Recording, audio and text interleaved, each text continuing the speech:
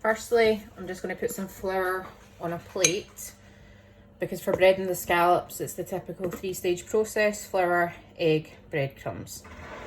So just prep that, and then we'll go on to trimming the scallops of the roe and the sinewy bit, and then we'll go on to the rest. So scallops, roe, sinewy bit that we're going to take off, right? I keep the roe, freeze them and blend them up and put them in fish pies, and this just goes extremely tough, so we're going to want to trim that off. So I want you to do that with all the scallops.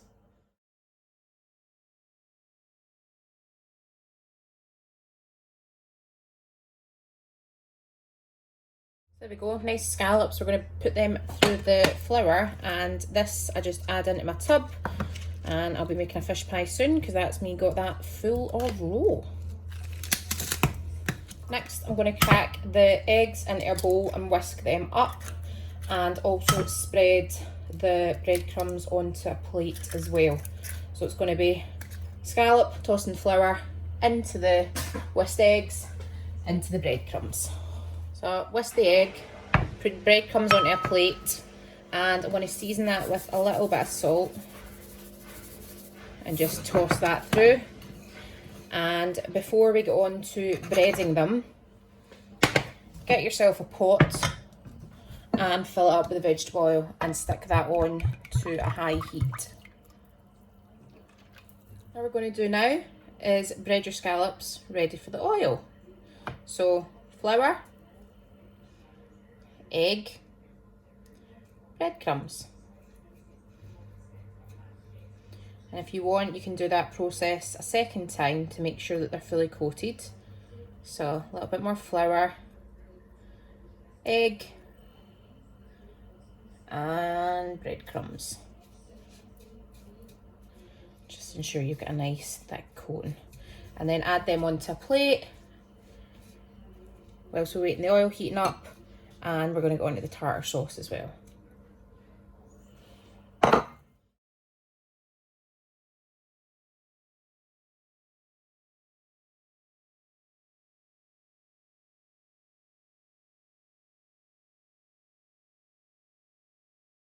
There you have it. So whilst the oil heats up, let's get on to the tartar sauce. First thing we're going to do is prep the cornichons and capers.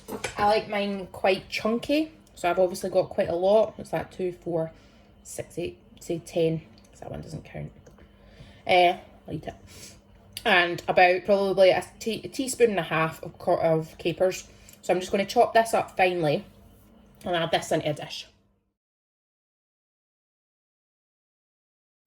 Third ingredient is a little bit of parsley. If you don't like yours as chunky, obviously don't maybe add as much capers and gherkins, but I think that is the joy of homemade. So chop up your parsley and add that into the dish as well. So that's your capers, your cornichons and your parsley in the dish. What I want you to do now is add in your mayonnaise, as much or as little as you want. Now, I'm not going to give you measurements on this, right, because I actually think it's to taste. So after this, we're going to add in the salt and the lemon juice, and I want you to do it to taste. So that means as much as you like. Stir it up, add a bit of salt, add a bit of lemon juice, mix it, and if you like it sharper, add some more lemon juice. If you think it needs a little bit of extra salt, add a bit of salt. We all have different tastes, guys, and it's also the reason, it's the way you learn how to cook. Trial and error, go for it. Might have noticed I like mine quite chunky. I think that's what you get from homemade that you don't really get out of a jar. Look at that. It actually tastes like tartar sauce instead of just mayonnaise. Beautiful. Right, time to go on to frying the scallops. Once the oil's come up to temperature, it's not quite smoking hot because that's too hot. You can see shapes and little bubbles. I've taken this off the heat because I think it did go quite high. So try it with one. You need a slotted spoon. Fry the scallops, I'd say 2.5 minutes max. We don't obviously want to overcook the scallop. We've still got that really succulent, light flesh. Just want it golden the outside, crisp it up, and serve it with some of the tartar sauce. Whilst these are in frying, get a plate and put some kitchen roll on the top as well. So we're going to drain it off once they're ready.